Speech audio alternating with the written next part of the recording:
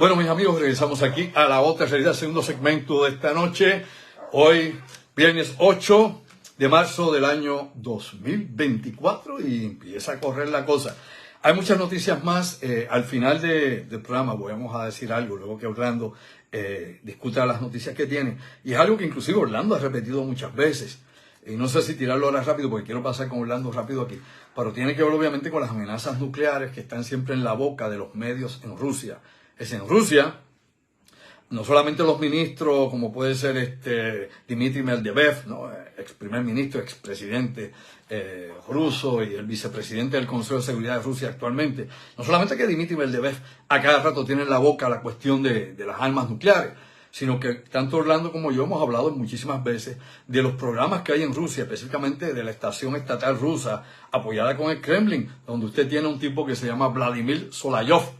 Y Vladimir Solayov esta semana precisamente estuvo hablando en su programa, que en inglés sería Evening with Vladimir Solayov, de que el gobierno de Putin, el gobierno ruso, oiga bien, debe llevar a cabo lo más pronto posible un ataque preventivo contra Alemania, oiga bien, Francia y Estados Unidos, esos tres miembros de la OTAN, y que debe ser devastador, que lo debe llevar lo más rápido posible. Imagínense, una de las figuras más importantes por décadas en Rusia, en la televisión estatal, diciendo que Rusia debe bombardear con armas nucleares. ¿Usted se imagina que aquí en Estados Unidos, cualquiera de las cadenas de noticias, alguno de estos personajes que son anclas, le dijera a Biden, hay que bombardear a Rusia, hay que destruir a China, hay que destruir a todo el mundo? Allá se dice esas barbaridades. Acá usted se dice eso, lo crucifican, y más en un año de elecciones. Recuerde que ya mismo, creo que el 17 de este mes, está Putin en las elecciones allá y no tiene oposición. Bueno, mis amigos, conmigo esta noche una vez más, mi colaborador, amigo de tantos años, investigador y tantas cosas más que podríamos decir de él,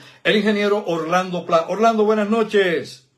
Buenas noches, Andrew. Aquí estoy otra vez contigo. Pasé por lo menos 24 horas con mucho dolor el viernes pasado y por eso es que no pude estar en el programa.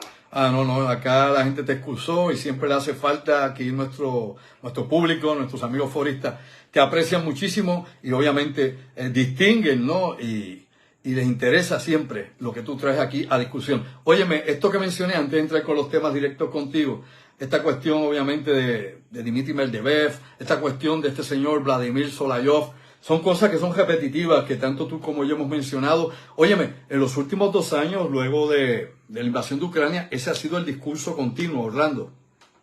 Sí, este señor desde que empezó este conflicto en Ucrania, no solamente ha estado amenazando de utilizar el armamento nuclear de Rusia en contra de países de la OTAN, sino también él ha estado envuelto en una especie de propaganda, sí, indicándole al pueblo ruso de que es patriótico morir en una guerra nuclear. Así que él se ha encargado durante todos estos meses de tratar de cambiar la mentalidad de ciudadanos rusos para que acepten de que es patriótico de que Rusia se envuelva en una guerra nuclear contra el resto del mundo. No, pero obviamente oye, una de dos cosas, o la gente se le fundió la chaveta, a esa gente se le fueron las neuronas por alguna esquina, o meramente yo creo que esa es la campaña esta de guerra psicológica y de miedo que ha funcionado, ¿no? Como disuasivo en todo este tiempo. Yo creo que es más bien parte de esa campaña, Orlando, no creo que estén tan locos como tan locos. Bueno, tenemos un individuo llamado Vladimir Putin, que está cogiendo un curso más, ¿cómo te diría yo? Sí. Más pensado, de que es estar indicando de que Alemania piensa atacar directamente a blancos rusos dentro de Crimea y dentro de Ucrania, para así plantear naturalmente una situación o un escenario similar a la Segunda Guerra Mundial, de que los nazis de Alemania vuelven a atacar a Rusia y de esa manera, con esa campaña, con esa propaganda, poder cambiar la mentalidad de los jóvenes rusos para que se sientan inspirados y se unan al ejército ruso y no tenga que recurrir a forzarlos a pelear en una guerra que no quieren pelear, sino cambiándole la mentalidad para, como dije anteriormente, se sientan inspirados de meterse en el ejército ruso para volver a pelear con la Alemania nazi que los atacó y los invadió durante la Segunda Guerra Mundial. Así que Putin es un maestro de la manipulación psicológica. A ese al que yo siempre he dicho que él es un gran maestro en ese tipo de faena. Sí, es un maestro de la demagogia y la manipulación, de eso te estás seguro. Un ex KGB en toda la medida. Bueno, Orlando, vamos directamente a los temas que vas a discutir conmigo para nuestros amigos. Oye, estos ataques de los barcos mercantes allá en el Mar Rojo por los hutíes, obviamente pues se sigue propagando diferentes noticias e impresiones de lo que ha estado pasando allí con los continuos ataques. Pero es importante aclarar una serie de asuntos sobre esto, ¿no? De qué es lo que realmente está ocurriendo. Ponnos al día con eso, Orlando. Bueno, en estos momentos, según lo que yo he leído en varios periódicos que naturalmente vienen de Israel, ellos están indicando de que es Irán el que está manipulando todas las operaciones militares que están conduciendo los hutíes en el Mar Rojo. Así que las palabras de ellos es que Irán es el que está incrementando los ataques contra los barcos mercantes que están en estos momentos transitando por el estrecho de Bab al-Mandeb. Pero yo quiero comenzar primero para aclarar un asunto de dos barcos que son tres barcos. Okay. Sí, yo quiero aclarar el asunto del barco llamado Advantage Suite, que es de la Chevron, que fue este barco fue capturado por Irán hace un año atrás, en el mes de abril, y que durante esta semana Irán oficialmente indicó de que iba a confiscar todo el petróleo que está dentro del barco, que tiene un valor de más o menos 50 millones de dólares. Mira, Andrew, esto surge porque un mes antes de que este barco, el Advantage Suite, fuera capturado en abril del año 2023, un mes antes, Estados Unidos capturó un tanquero de Irán llamado el Suez Rahan en las aguas fuera del país de Malasia. Sí, señor. Así que la captura de este barco, Sweet Chevron, fue debido a una reacción, ¿verdad? Una venganza. Si tú me confiscas a mí un barco en alta mar, pues yo te confisco uno tuyo en alta mar. Los dos tenían más o menos 50 millones de dólares de petróleo crudo que estaban transportando. El Suez Rahan posteriormente fue vendido por los Estados Unidos a una compañía de Grecia.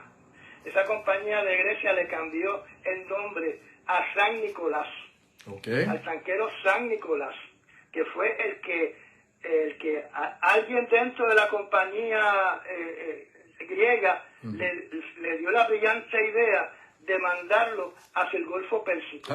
Cuando estaba pasando por el estrecho de Hormuz, pues naturalmente, mira, ahí está el barco que nos confiscaron en marzo del año 2023. Vamos a capturarlo y vamos a recobrarlo. O sea, así que tenemos tres nombres: el Sweet Chevron, el Suez Rahan, que se convirtió después en el barco tanquero San Nicolás. Así que cuando lo miramos de esa manera, de que es que Irán está recuperando un barco que Estados Unidos le confiscó según sus leyes ilegalmente, pues entonces estamos viendo que estas son manipulaciones políticas en vez de manipulaciones, que te diría yo, bélicas. En las tres ocasiones, estos barcos tenían una cantidad de 50 millones de dólares en petróleo crudo que estaban transportando.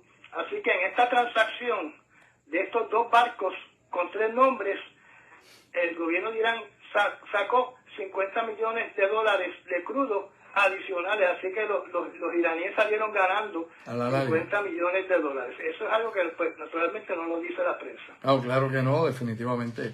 Ahora, regresando al Mar Rojo, yo voy a hacer unos comentarios que he podido leer de peritos que en una ocasión fueron oficiales de la Marina Mercante. Ellos están diciendo que están viendo un cambio en el armamento o en la efectividad de los armamentos que están utilizando los hutíes.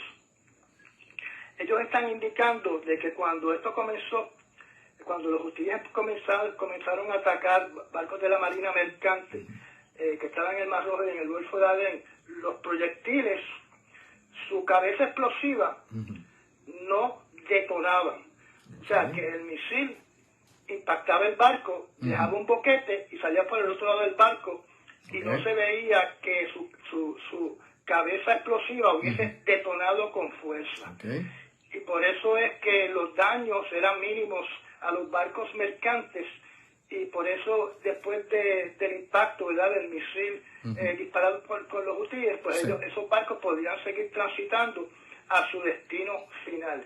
Y están indicando de que posiblemente ese armamento viejo, antiguo que tenían en el pasado, pues aparentemente ya se les terminó el inventario de ese armamento y están utilizando armamento mucho más nuevo porque los impactos actuales en los días recientes son mucho más severos. Y también están indicando de que estos nuevos misiles que están utilizando aparentemente tienen un sistema de guía, ¿verdad? Infrarrojo, porque están seleccionando del barco su parte más caliente, y su parte más caliente naturalmente es la parte de la popa, donde está la maquinaria, donde está el motor del barco, donde está la cocina de la tripulación, donde está el sistema de refrigeración que también genera calor.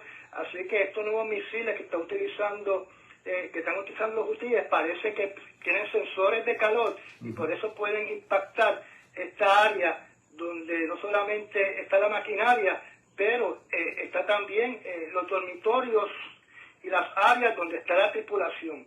Y por ende ellos esperan que los nuevos impactos de estos misiles, que deben ser más nuevos que están utilizando los hutíes en estos momentos, puedan causar más muertes en estos barcos mercantes que transitan por esa zona del mundo. Así que esto es muy interesante las observaciones que han hecho estos peritos que fueron una vez marinos mercantes, cuando están mirando cómo es los daños que se han causado en diferentes navíos, ¿verdad?, que han sido impactados recientemente y desde que empezó esta crisis con los hutíes, en los efectos que ha tenido los impactos de estos misiles contra estos barcos. Bueno, obviamente los actualizaron. Supongo yo que Irán sigue enviándoles misiles de nueva generación. Lo que estaban haciendo no era suficiente porque no impactaban a ningún barco, y cuando impactaban un barco, como tú has dicho, no había una explosión, no había una destrucción del navío, así que han aumentado, ¿no?, la capacidad de ataque de los hutíes. Así que Irán pues se ha involucrado con lo mejor que tiene, y esto pues sirve también para, en cierta medida, saber qué armamentos de Irán habría que enfrentar en algún momento si hubiera una operación naval en el Golfo Pérsico o en otra región. Yo creo que Orlando van a tener que apretar el puño, no solo con Irán, que obviamente es la fuente que provee de equipamiento a los hutíes, sino con los hutíes. Han dicho, los han bombardeado lugares seleccionados y ubicados donde supuestamente y alegadamente tienen sus baterías de misiles, tienen pistas o lugar donde despegan y controlan los drones, pero esto no ha sido suficiente con todas las operaciones británicas y estadounidenses de bombardeo. Así que yo creo que van a tener que apretar mucho más el paso si es que quieren liberar la ruta para el canal de Suez, y Egipto va a tener que hacer algo también a su medida, porque aquí quien pierde inmediatamente es Egipto, que ha perdido hasta este momento cientos y cientos de millones de dólares, y esto va a continuar, Orlando. Bueno, Egipto todavía se mantiene alejado del conflicto. Tiene que hacer algo. Siendo el país más afectado que como te digo yo, el tráfico a través del canal de Suez se ha reducido un 50%, están perdiendo cientos de millones de dólares mensualmente, y ellos todavía se mantienen alejados del conflicto. Ninguno de sus barcos de combate ha ido a proteger a los barcos mercantes que transitan a través del Mar Rojo. Se supone que la flota o los destructores y los barcos de guerra que están siendo enviados por China lleguen durante este mes de marzo por lo menos al Golfo de Adén, donde veremos cómo se van a comportar, ya que van a estar alegadamente protegiendo los barcos mercantes que transitan también por esa ruta. Y se dice que en estos momentos en el Golfo de Adén la flota que está más activa es la flota de la Marina de Guerra de la India, debido a la gran cantidad de indios que son Marinos parte de la mercantes. tripulación de estos barcos mercantes. Con respecto al Rubimar, que tú sabes que se hundió, se terminó de hundir durante esa semana, han salido acusaciones de que el ancla de este barco fue el que laceró las fibras ópticas. Cara, qué puntería. Que han sido afectadas en el Mar Rojo. Hay expertos que dicen que el ancla todas las fotografías que se han tomado de Rubimar, el ancla estaba completamente vertical, no estaba en un ángulo, y cuando está vertical significa de que no está tocando fondo y que está simplemente guindando debajo del barco. Así que hay cierta duda de que haya sido el ancla del Rubimar el que haya lacerado o lastimado estos cables de comunicación. También se está diciendo que tienen que bajar a ver las averías para determinar si hay una huella dejada por algún ancla que haya lacerado estos cables. O sea que no se puede especular de que porque el Rubimar tiró el ancla en un lugar donde no se suponía que el capitán liberara el ancla, no se puede especular que haya sido automáticamente el ancla de Rubimar el que haya lacerado estos cables submarinos. Así que se tiene que hacer una investigación completa a ver si fue verdaderamente el ancla del Rubimar el que laceró los cables. También hay una preocupación de que Rubimar haya se haya hundido encima de algunos de los cables de estos de comunicación.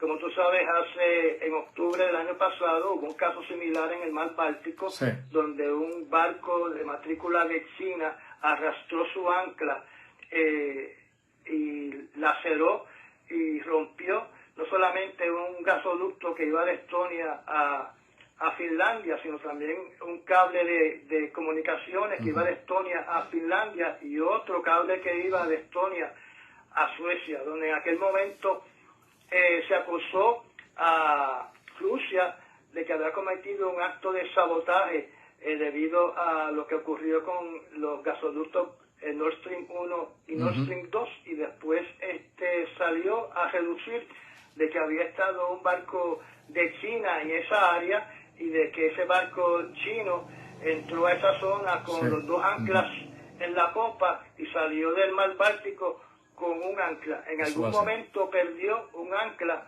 en ese tránsito por el Mar Báltico hasta San Petersburgo y regresar de San Petersburgo. Así que hasta ahora se opina de que fue ese barco. La evidencia cuando bajaron los buzos es que realmente había la huella de que un ancla o algo bien pesado había sido arrastrado en el fondo del mar y había lacerado esos cables. Sí, es el sistema de raspar el suelo, ¿no? Lo hemos visto para la pesca también, que se tira obviamente redes al fondo y se van moviendo. En este caso el ancla, pues el ancla sirve también como una máquina, como un equipo, como un arma para destruir o sabotear lo que hay abajo.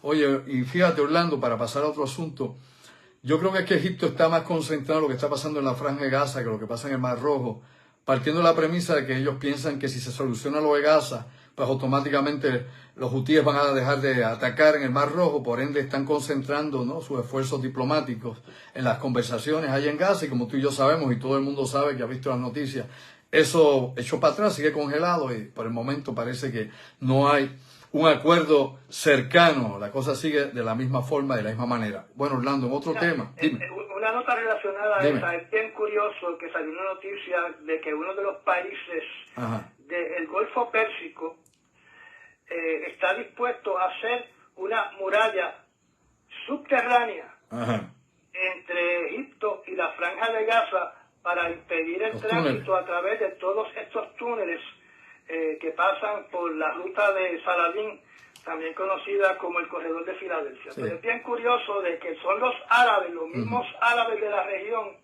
del Golfo Pérsico, que de seguro que Qatar no está incluido porque Qatar es amiguito de Hamas, ha ofrecido pagar el costo de hacer esta muralla subterránea para que no puedan hacer más túneles que van desde Egipto hacia la Franja de Gaza para llevar no solamente armamento, pero tú mostraste en una conferencia imágenes de que por ahí pasan cabras, por ahí pasan ovejas, por ahí pasan vacas, y todo el mundo trafica por ahí, sí, de alimentos para los palestinos.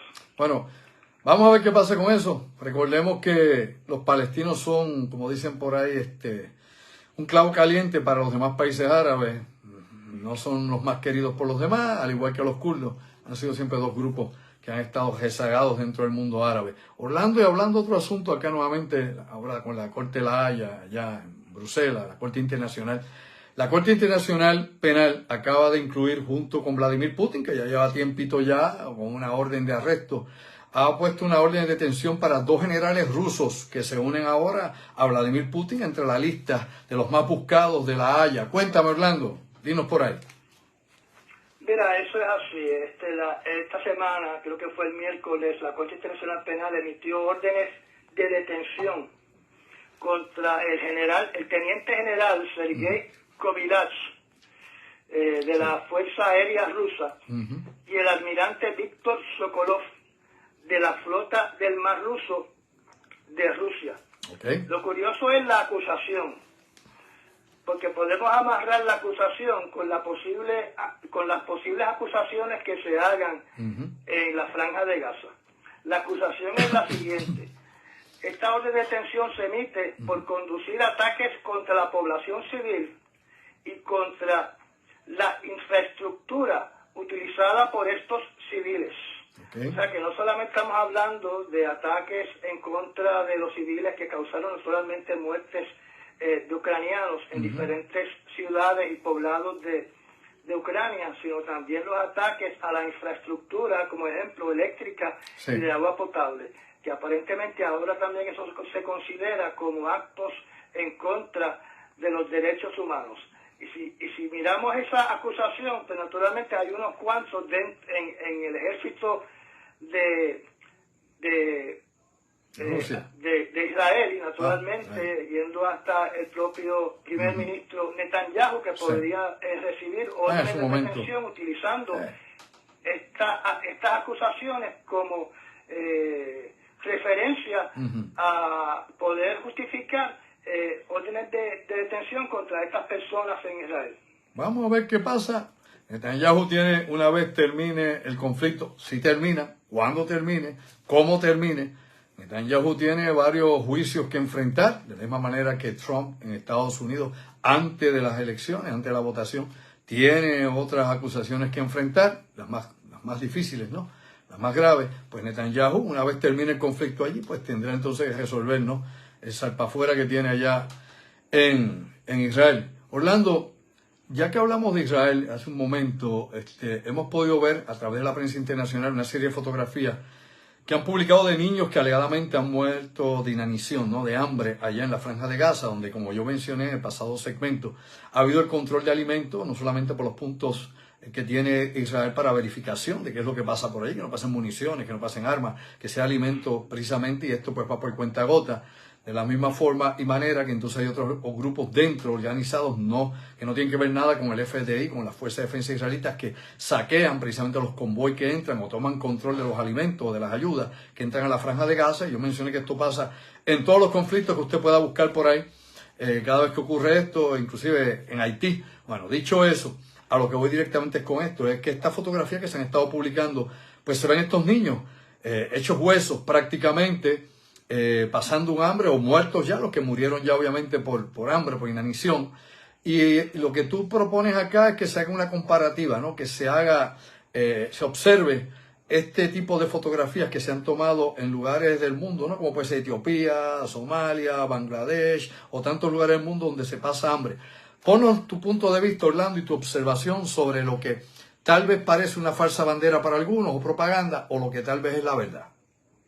Sí, mirando, para añadir a lo que dijiste anteriormente, como tú sabes, las Naciones Unidas está acusando a Israel de que está impidiendo el paso de alimentos para ayuda humanitaria a los palestinos, pero por otro lado, horas después está indicando de que han paralizado los envíos de comida y alimentos a a los palestinos debido a que los convoys no tienen absolutamente ninguna seguridad y por lo tanto los choferes de los convoys se arriesgan a ser asesinados por estas personas que atacan y toman el control del alimento. Y no voy a entrar en detalle en eso porque ya eso fuiste bien explícito. Oye, de hecho, Orlando, ¿me oyes? Orlando, ¿me oyes? Perdóname. Dime. Tú que dices eso, pues quiero que añadas algo más antes que entres en la fotografía. Tú recuerdas que hay inclusive una acusación contra las fuerzas israelitas por haber masacrado a un sinnúmero de palestinos que alegadamente se acercaban para tomar las ayudas. Y dicen los soldados israelitas que dispararon para defenderse de los que venían hacia ellos. Pero la acusación que hace Hamas y que se hace en las Naciones Unidas y la investigación que se abrió es en contra de los soldados israelitas por alegadamente haber llevado una masacre que mató cientos de personas y hirió cientos de personas más. Ese punto quiero que lo toques brevemente antes de entrar en la fotografía, Orlando. ¿Tienes una opinión sobre eso? Ese punto yo creo que está en estos momentos bien confuso. Ajá. Los soldados de Israel están diciendo de que temerosos a que fueran atacados, dispararon contra un grupo de palestinos que se han abalanzado a un punto de seguridad que ellos tenían.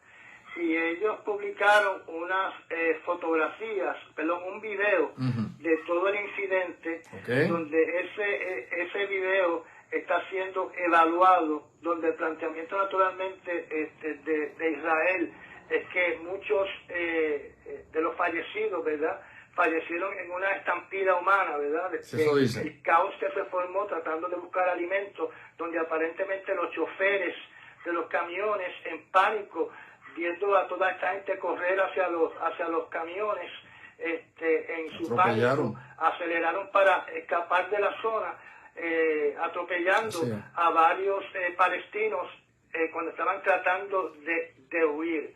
Y hay otra evidencia que también la da Hamas, donde dice que las personas, todas las personas, como tú indicaste, murieron por fuego de los israelitas por bala. Y que los heridos que llevaron al hospital más cercano tenían heridas de bala. Eso es lo que sabemos hasta ahora, porque ni tú ni yo estuvimos ahí, no sabemos claramente qué fue lo que pasó.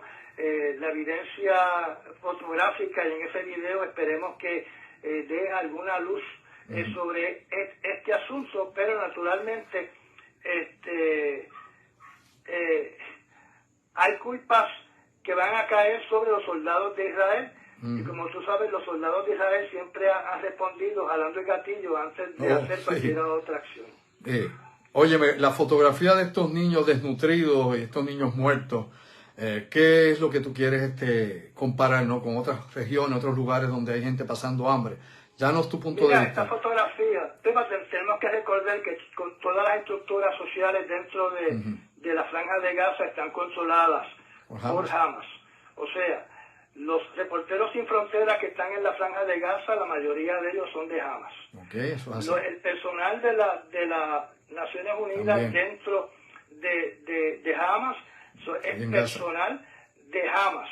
Y así lo ha dicho el director encargado de las oficinas de la ONU en la Franja de Gaza. Los oficiales de la UNESCO están controlados por Hamas. Los oficiales del equivalente a la Cruz Roja dentro de la Franja de Gaza están controlados por Hamas. Así que tenemos que ser cuidadosos con toda la información que viene de ellos. Ahora, mirando la fotografía desde el punto de vista que, como tú sabes, mi hobby es la fotografía y tengo ingresos tomando videos, yo veo que hay muchas escenas que son como creadas, como que de modelo. Las montan. Y cuando yo comparo las fotografías que se han tomado desde el año 1970, cuando ocurrió el incidente en Biafra, donde fallecieron cientos de miles de personas por hambruna en Nigeria, cuando veo las fotografías actuales de lo que está sucediendo en Somalia y lo que está sucediendo en Sudán y lo que está sucediendo en Darfur, las fotografías que yo veo de esos otros lugares donde hay una gran hambruna y donde hay niños que están muriendo de hambre en estos momentos, cuando tú ves esas fotografías, tú ves que los ancianos están muriendo de hambre. Tú ves que las mujeres están en hueso y sus senos están completamente, ya no tienen porque se les fue toda la grasa. O sea, tú ves la hambruna reflejada en toda la población, en todas las edades, desde el más viejo hasta el más jovencito. No hay excepción. Pero yo no veo eso en la Franja de Gaza. Yo no lo veo. En esos pueblos africanos, en esos lugares de África que te acabo de mencionar, como tú bien dijiste anteriormente, los que están gorditos y fuertes son aquellos que pertenecen, que son soldados, que son militares, que sirven a lo que tú llamas un warlord, que yo voy a llamar como un cacique, ¿verdad? Un cacique militar de ese país de África. Pero en la Franja de Gaza yo no veo eso. Yo veo que las personas que están alrededor de estos niños que se están muriendo de hambre o que están en hambre extrema, una hambre extrema, todos se ven de buena salud.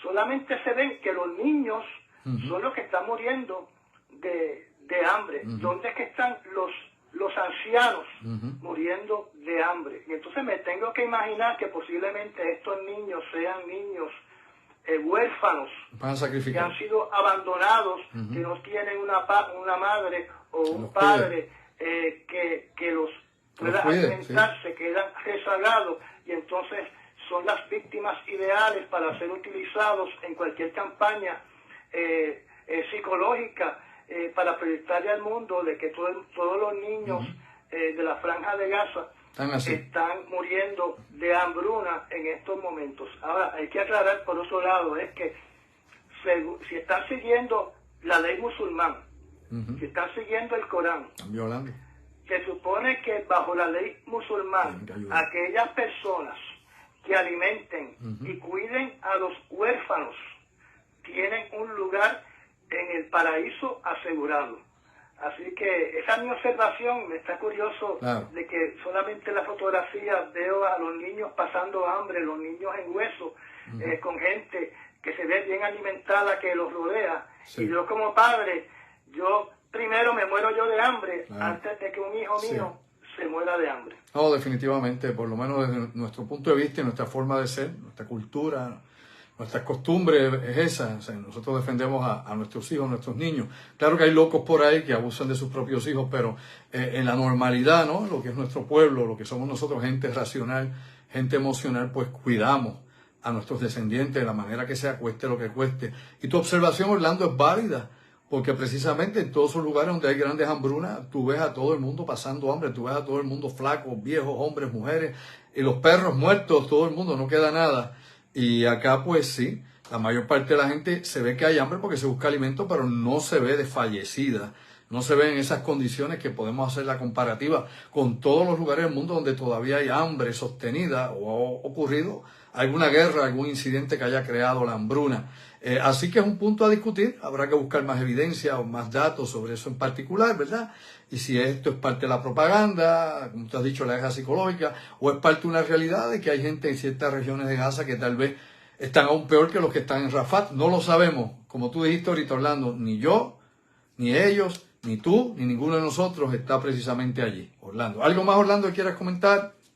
No, yo creo que eso es todo lo que va a cubrir esta noche. Ya son las 9:17, yo creo que nos pasamos de las 9 de la noche, así que... no, estamos bien. Gracias, Orlando. Orlando, ¿dónde, cuándo y cómo te pueden ver en YouTube nuestros amigos foristas? Como siempre, me pueden ver en mi canal en YouTube llamado Orlando Plus Podcast, donde casi diariamente discuto noticias de interés para todas aquellas personas que le interesan estos temas. Muy bien. Próximamente te voy a ir a visitar, Orlando. Tengo un par de cosas que quiero enseñarte, que te van a estar bien interesantes. Vamos a ver si te puedes escapar conmigo a par de esas aventuras. Te me cuidas, hermano. Ok. Buenas noches a ti y a todos los que te están viendo en estos momentos y los que te están escuchando. Claro que sí. Bueno, mis amigos, el ingeniero Orlando Pla, como siempre, aquí aportando su información y el análisis de los asuntos internacionales, las noticias que él escoge para todos ustedes y para acá, para hablar y platicar conmigo un rato. Antes de irnos, pues también les recordamos, estamos mañana, ahora o nunca, última presentación, la tercera, solo se han dado dos, del conversatorio audiovisual El Mundo en Guerra, mañana en el Aloft Hotel, en Ponce. Allá vamos a estar a las 8 de la noche presentando El Mundo en Guerra. Es un foro interesantísimo. Preguntas, respuestas, análisis, evidencias visuales. No es apto para menores, no se permiten menores solos, tiene que ir acompañado de un adulto, sus padres o tutores. Las imágenes son gráficas, es duro, esto no es lo que usted ve en internet ni en televisión. Esta es la vida real, lo que se supone usted no deba saber ni tampoco deba ver. Así que vamos no únicamente a los conflictos actuales, lo que está pasando ahora mismo en el mundo, sino lo que viene, el proceso, la progresión de todas estas guerras y qué es lo que se busca detrás de toda esta división a nivel mundial y el crear toda esta confusión y caos colectivo. Recuerden que eso es mañana a las 8 de la noche en el Hotel Aloft Ponce, donde está el Hard Rock Café. Allá vamos a estar con ustedes en el salón de conferencias, salón de actividades del Aloft Ponce. Teléfono contacto para mis amigos, para que usted todavía quedan unos espacios que ya estábamos sold out, pero Denise abrió unos espacios más adicionales, así que aproveche. A los amigos que me estuvieron llamando que ya no había espacio, pues bueno, la noticia por aquí se los comunico, se abrieron unos espacios para los que todavía estaban esperando si había oportunidad o no, pero tienen obviamente que llamar al 787-579-8600, apunta, 579-8600, allá los espero mañana, allá hablamos, hablan conmigo acá como si fuéramos vecinos, esto es cuestión acá cercana y sobre todo poder compartir la información que es importante para que podamos entender un poco mejor lo que pasa en nuestro mundo y definitivamente la realidad que se supone no entendamos. Así que te lo digo una vez más, los espero mañana en Ponce, recuerda, 579-8600, mensaje de texto o llama directamente en horas laborables. Te lo digo una vez más, sayonara, ojo visor, oído en tierra, prepárate, el que no está preparado no sobrevive. Buenas noches.